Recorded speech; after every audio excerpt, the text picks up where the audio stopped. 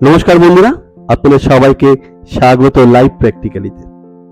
আমি আগের ব্লগে আপনাদেরকে নিয়ে গেছিলাম পুরী থেকে কলকাতা।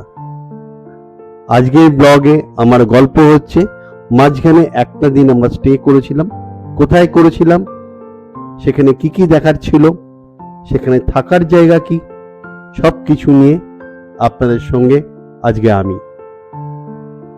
দেখে বুঝতেই পাচ্ছেন, একদিকে চাষের জমি, মাঝখান দিয়ে তাল গাছের সারি, রাস্তা কিন্তু ভালোই, এখান দিয়ে আমাদের গাড়ি দৌড়াচ্ছে। কোথায়? পাহাড়, জঙ্গল, ঝর্ণা, ধানের জমি একসঙ্গে দেখতে হলে আপনারা আসতেই পারেন এই জায়গাটায়। আমরা এসেছিলাম পঞ্চলিঙ্গেশ্বর। আপনাদের এখানে দুটো রিসর্ট আমরা ঘুরিয়ে দেখাবো।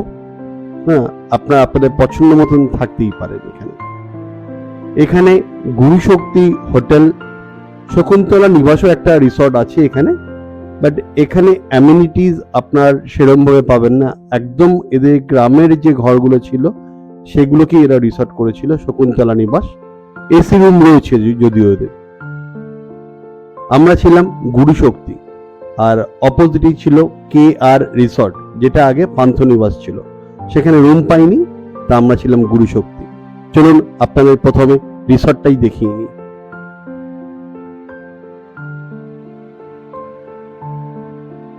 আমরা যে রুমটায় ছিলাম, রুম নাম্বার ছিল A5, দোতলায়। এটা বিশাল রুম, মাঝখান থেকে সেপারেট করা হয়েছে। এক জায়গায় আপনার সিটিং এরিয়া রয়েছে, কাউচ রয়েছে, তারপরে সেপারেশনের ওই দিকে রয়েছে বেডরুম। দেখে বুঝতেই পাচ্ছেন বিশাল ঘর, এবং এদের যে বেড, আরামসে আপনারা 3 জন থাকতে পারবেন। রুমটা তো হলো এইটা এসি রুম। আপনি জাস্ট পর্দা সরালেই, আপনি যদি জানলা খোলেন, দেখতে পারবেন আপনাকে হাতছানি দিচ্ছে একদম রাস্তার অপোজিটে পাহাড়। ব্যালকনি রয়েছে, ব্যালকনিতে দাঁড়াতে পারেন। এখানে আমরা 5 জনই এসেছিলাম, আমি, দেবা, পাবলো, সঙ্গে দাদা বৌদি। রাস্তা দেখে বুঝতে পাচ্ছেন, যেহেতু বৃষ্টি ছিল, রাস্তা কিন্তু ভেজা। এখানে সাধারণত আমরা চাঁদিপুর থেকে আমরা আসি। চাঁদিপুর যখন ঘুরতে আসি, আমরা তো গাড়ি নিয়ে পঞ্চলিঙ্গেশ্বর আসি, বা আপনারা পঞ্চলিঙ্গেশ্বরে এসে থাকতেও পারেন। চাঁদিপুর, পঞ্চলিঙ্গেশ্বর যদি আপনারা 2 দিনের প্ল্যান করেন, আরামসে পুরোটাই ঘুরে দেখে নিতে পারবেন। আমরা এসেছিলাম এখানে দুপুর 12টা নাগাদ। দাদা বললো চলো আমরা এখনই গিয়ে ঝর্ণায় স্নান করব আর পঞ্চলিঙ্গেশ্বরে ঘুরে আসব। আমি আর দাদা রওনা দিলাম পঞ্চলিঙ্গেশ্বরের দিকে। বাদিকে দেখলেন, বাদিকে হচ্ছে শীতকালে প্রচুর এখানে পিকনিক পার্টি বা টুরিস্ট পার্টি আসে, তাদের বাস বা গাড়িগুলো ওখানে রাখতে পারে। এটা দেখতে পাচ্ছেন পঞ্চলিঙ্গেশ্বরে ঢোকার মুখে প্রচুর দোকান, এখানে খাবার কোনো অসুবিধা নেই। দেখুন, একটা গ্রামে বাবা টিউবওয়েল ওখানে পাম্প করছে আর 2টো বাচ্চা স্নান করছে। ভালোই লাগে কিন্তু, না? আমরা চলে এসেছি ওপরে ওঠার যে পঞ্চলিঙ্গেশ্বরের গেট। এখানে 5 টাকা দিয়ে টিকিট কেটে আপনাদের ওপরে উঠতে হবে। এখন বৃষ্টিটা নেই, তাও দেখুন কিছুক্ষণ আগেই বৃষ্টি ছিল, এই জন্য সিঁড়ি ভেজা। যেদিকেই তাকাবেন নয় জঙ্গল নয় ঝর্ণার জল। যেহেতু বর্ষাকালে এখানে প্রচুর জল। যারা আগে আগে উঠে যাচ্ছে, এখানে যারা উঠতে গিয়ে হাঁপিয়ে যাচ্ছেন, তাদের বসার জায়গাও কিন্তু অনেকগুলো করা রয়েছে। এখানে দেখুন, আপনার এখানে প্রথমে মা চণ্ডীর একটি মন্দির রয়েছে, আর এখানে ঝর্ণার জল বয়ে যাচ্ছে আপনার। তা আমরা ঠিক করলাম যে আমরা এখানেই না কেন আমরা স্নান করে নিই। তা যেই না ভাবা, সেইভাবেই আমরা এখানে দাঁড়িয়ে স্নান করার জন্য নেমে গেলাম ঝর্ণার জলে। স্লিপারি ছিল, দেখে আপনাকে নামতে হবে। তা প্রথমে দাদা ট্রাই করলো, তারপরে আমি। তারপরে এখানে আপনি মায়ের মন্দিরে পুজো দিয়ে ওপরে উঠতে পারেন পঞ্চলিঙ্গেশ্বর।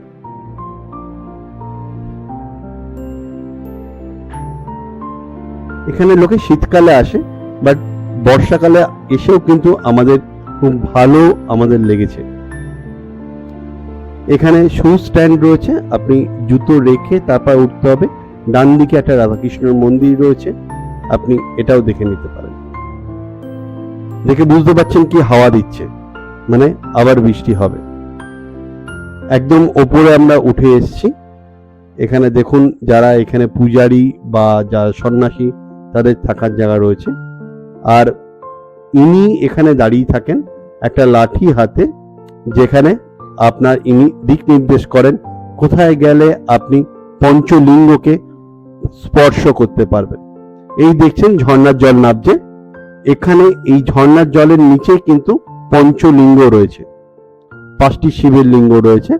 আপনাকে এখানে ঝুঁকে আপনাকে ওই লিঙ্গ স্পর্শ করতে হবে। আর তার ঠিক উপরেই দেখছেন একটা অশ্বত্থ গাছ। এখানে অশ্বত্থ গাছ কিন্তু পাতাগুলো 5টা ভাগে ভাগ হয়ে রয়েছে, সাধারণত 4টে ভাগে ভাগ হয়ে থাকে। আর এখানে পুজোর অনেক জায়গা রয়েছে, আপনারা পুজো দিতেও পারেন। এখানে একটা গেট রয়েছে, এই গেটটা ক্রস করে গেলে আপনি আরো ওপরে উঠতে পারেন জঙ্গলের মধ্যে, কিন্তু বর্ষাকাল বলে এখন ওটা বন্ধ, আমরা উঠতে পারিনি। ওপর থেকে ভিউ পঞ্চলিঙ্গেশ্বরের বিভিন্ন গ্রামে। আমরা এরপরে ফিরে গেলাম হোটেলে, দুপুরে লাঞ্চ করে রেস্ট। পরের দিন সকালে আমাদের প্ল্যান ছিল যে অপোজিট একটা মন্দির হচ্ছিল, সেই মন্দির দর্শন। হ্যাঁ, ঠিক ধরেছেন, জগন্নাথ দেবের মন্দির। এই মন্দিরে আমরা সকাল সকাল গিয়ে পুজো দিলাম। এই যে মন্দির তৈরি হচ্ছে সেখানেই এই মূর্তিগুলো ওখানে স্থাপিত হবে। চলুন আপনাদের আরো একটা রিসর্ট দেখাই। বলেছিলাম কেআর রিসর্ট। কেআর রিসর্ট কিন্তু আগে ছিল পান্থনিবাস, ওটা এখন লিজে দেওয়া হয়েছে কেআর রিসর্টকে। এটা এখন প্রাইভেট প্রপার্টি। আপনি যদি সত্যি পাহাড়কে অনুভব করতে চান আপনি থাকতেই পারেন। যেমন গুরুশক্তিতে আমরা ছিলাম, ওটা রাস্তার ওপারে ছিল, আর ঠিক রাস্তার ক্রস করলেই আপনার এদিকে হচ্ছে এই কেআর রিসর্ট বা পান্থনিবাস। দেখছেন এখানে গাছের সমারোহ এবং জঙ্গলের মধ্যে এবং পাহাড়ের কোলে এই রিসর্টটা। এখানে অনেকগুলো রিসর্ট রুম রয়েছে, আবার এমনি দোতলা রুমও রয়েছে। এখানে একটা দেখছেন এদের ওটা হচ্ছে, এখনো হয়নি, এদের দুটো ট্রি হাউস করছে। আমি কেআর রিসর্টের গেট পেছন দিক থেকে ক্রস করে আমাকে নিয়ে আসলো এখানকার যারা স্টাফ, ওনারা পেছনে ওনারা একটা বাগান টাইপের করেছেন। আপনি ভোরবেলা এখানে চাইলে আসতে পারেন, কারণ এই বাগানের পরেই একটা জলাজমি রয়েছে যেখানে কিন্তু বন্য প্রাণী এরা জল খেতে আসে।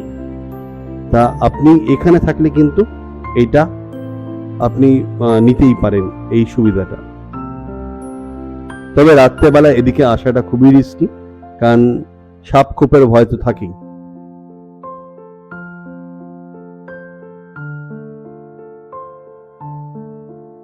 এই পাহাড়ও আপনি এখান থেকে ট্রেকিং করে উঠতে পারেন।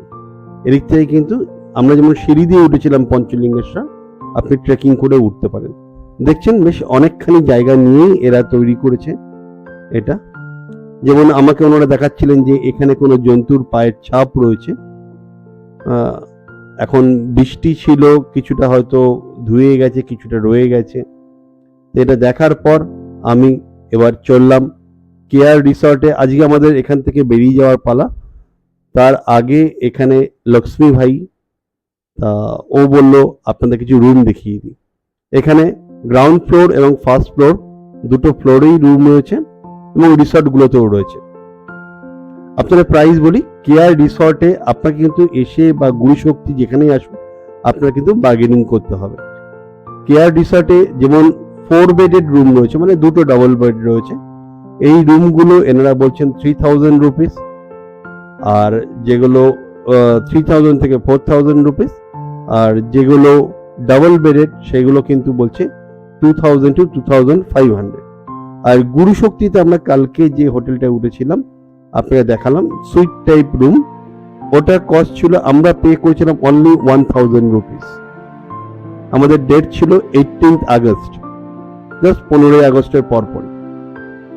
তা কেয়ার রিসর্টে এখানে এদের যে ফ্যাসিলিটিস গুলো আছে, রুমের সঙ্গে আপনার এখানে রেস্টুরেন্ট রয়েছে, এখানে সেমিনার রুম রয়েছে যেখানে 300 লোক আরামসে সেমিনার অ্যাটেন্ড করতে পারে, এসি সেমিনার রুম। এবং এখানে দেখতেই পাচ্ছেন এদের যেটা রিসেপশন থেকে এর ভিউটা দেখুন, সত্যিই সুন্দর। আপনি যদি একদিনের জন্য থাকেন আপনারা বুক করতেই পারেন এই কেয়ার রিসর্ট। আমি আমার ডেসক্রিপশন বক্সে কেয়ার রিসর্ট এবং গুরুশক্তি দুটোরই নাম্বার আপনাকে দিয়ে দেবো। রুমের অ্যাভেলেবিলিটির ওপর ডিপেন্ড করে আপনারা রুম বুক করতে পারেন। এটা একটা ডাবল বেডরুম, এদের সব রুমগুলোই এসি, দেখতেই পাচ্ছেন ওয়েল ফার্নিশড। এবং এদের এখানে দেখুন, এখান থেকে ভিউটা দেখুন, এটা দোতলা থেকে এর ভিউটা। এবং এদের প্রত্যেক বাথরুমে কিন্তু গিজার রয়েছে, আপনারা শীতকালে আসলেও কোনো অসুবিধা নেই। ডাবল বেডের বাথরুমটা একটু ছোট।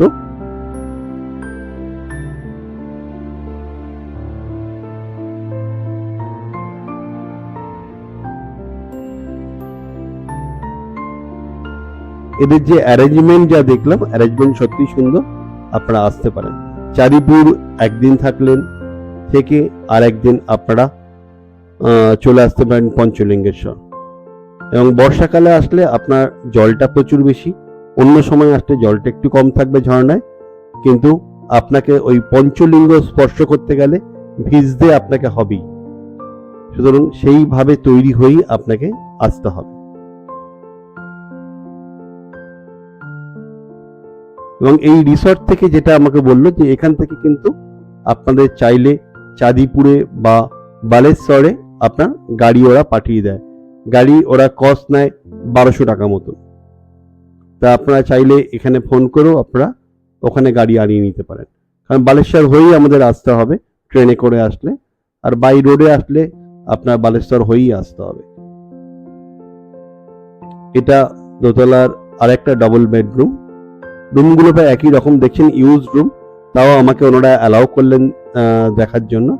দেখুন ব্যালকনি, দেখুন ওপেন ব্যালকনি। হ্যাঁ, আপনি এখানে সন্ধ্যেবেলাও টাইম কাটাতে পারবেন, দিনের বেলাও টাইম কাটাতে পারবেন। সামনে আপনার এখানে কুলডিহা পাহাড় উঠে গেছে। বন্ধুরা, আমি সবসময় ইনফরমেটিভ ব্লগ করার চেষ্টা করি। যদি আমার এই ব্লগগুলি আপনাদের ভালো লাগে, অতি অবশ্যই লাইক, শেয়ার অ্যান্ড কমেন্টস করতে ভুলবেন না। এবং যারা এখনো সাবস্ক্রাইব করেননি, প্লিজ সাবস্ক্রাইব মাই চ্যানেল, যাতে আমি আরো ইন্সপিরেশন পাই। ভালো থাকবেন, দেখা হবে আপনাদের সঙ্গে আবার পরের ব্লগে। আমরা এখান থেকে টাটা বাই বাই করে কলকাতার উদ্দেশ্যে রওনা দিলাম। আমরা গিয়ে পৌঁছেছিলাম প্রায় 7টা নাগাদ, আমরা এখান থেকে বেরিয়েছিলাম 1:30টা নাগাদ। তো আপনি গাড়ি নিয়ে আসলেও কিন্তু খুব বেশি টাইম লাগে তা না, আসতেই পারেন পঞ্চলিঙ্গেশ্বর।